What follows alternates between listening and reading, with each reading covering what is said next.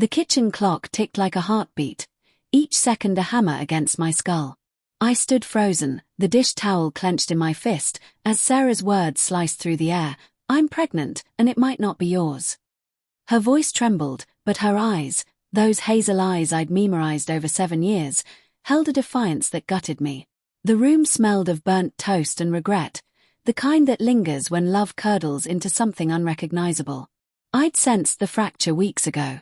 Small things, at first. Her phone, always face down, buzzing at odd hours. The way she'd linger in the bathroom, the door locked, her laughter muffled as if she were sharing secrets with someone else. I'd rationalized it, work stress, maybe, or family drama she hadn't shared. But the truth was, I didn't want to see. I loved her too much to question the woman who'd once traced constellations on my chest, promising forever under a starlit sky. Now, her confession hung between us, heavy as the humidity in our cramped apartment. My throat tightened, words trapped behind a wall of shock. "What do you mean, might not?" I finally managed, my voice low, jagged.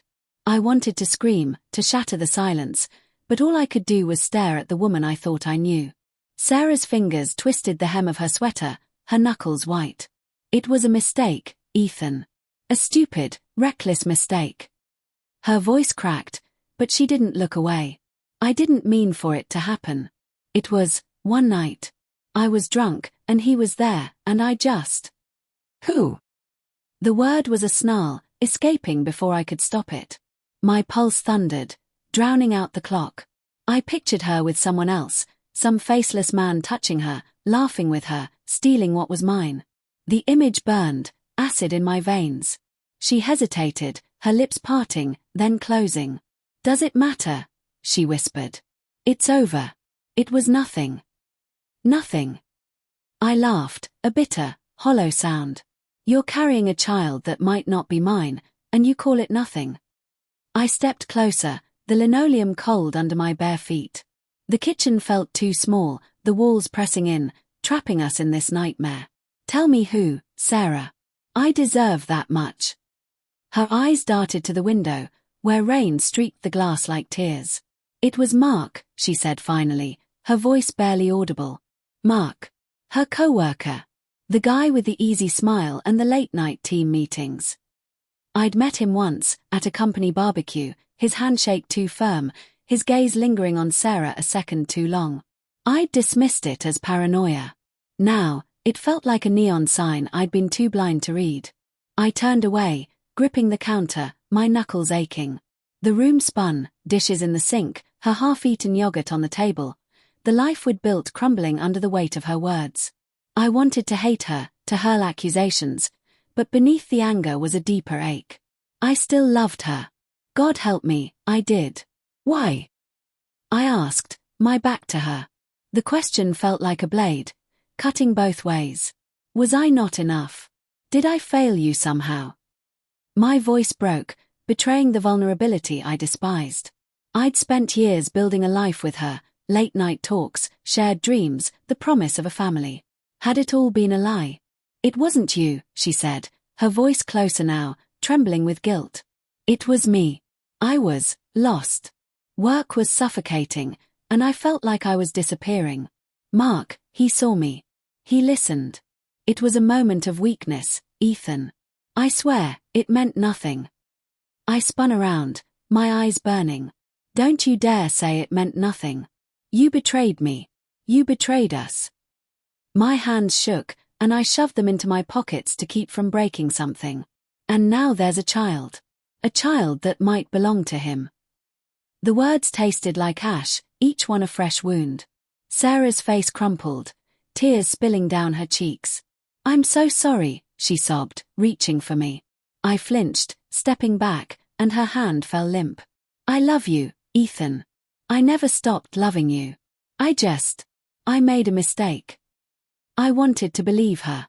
I wanted to rewind time, to unhear her confession, to erase the image of her with another man. But the truth was a splinter, lodged deep, impossible to ignore. "How do I trust you again?" I asked, my voice barely a whisper. "How do I look at you, at this baby, and not wonder?" She sank into a chair, her shoulders shaking. "I don't know," she admitted. "I don't know how to fix this." The silence stretched, thick with unspoken questions. When had it started? How many times? Did she love him? The answers terrified me, but the not knowing was worse. I thought of the pregnancy test I'd found in the trash last week, how I'd assumed it was a joyful surprise. I'd imagined holding her, planning names, painting a nursery. Now, that dream was tainted, a canvas splattered with doubt. "I need to know," I said finally, my voice steadying. "We're getting a paternity test. I can't live with this uncertainty." It felt like a lifeline, a way to anchor myself in the chaos. But even as I said it, I knew it wouldn't erase the betrayal. A test could confirm biology, but it couldn't rebuild trust. Sarah nodded, her face pale. "Okay," she said, her voice small. "Whatever you need." I stared at her, searching for the woman I'd married. She was still there, in the curve of her jaw, the way her hair fell over one eye. But she was different now, a stranger wearing my wife's skin. I wanted to hold her, to scream, to walk away and never look back. Instead, I stood there, caught in the wreckage of our life. "I'm going for a walk," I said, grabbing my jacket. The air in the apartment was suffocating, thick with her perfume and my anger. I needed space, needed to breathe, to think. As I reached the door, her voice stopped me. "Ethan, please," she whispered. "Don't give up on us." I didn't turn around. "I don't know what us means anymore," I said, and stepped into the rain. Outside, the city was alive with noise, car horns, distant sirens, the patter of rain on concrete. I walked aimlessly, my shoes soaking through, my mind replaying every moment of our marriage. The late nights she'd worked, the excuses, the way her smile had dimmed over the past year. Had I missed the signs, or had I chosen not to see them?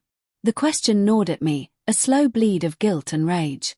By the time I returned, the apartment was dark, Sarah asleep on the couch, her face streaked with tears. I stood over her, watching her breathe, and felt a pang of something, love, pity, or maybe just habit. Then I noticed her phone, glowing faintly on the table. A notification flashed, a text from Mark. "We need to talk. Call me." My heart stopped. The betrayal wasn't over. It was still alive, pulsing through her phone, through her silence. I didn't wake her. Instead, I sat in the dark, the phone in my hand, and made a decision. I'd confront him myself. Tomorrow, I'd find Mark, and I'd get the truth, no matter how much it hurt.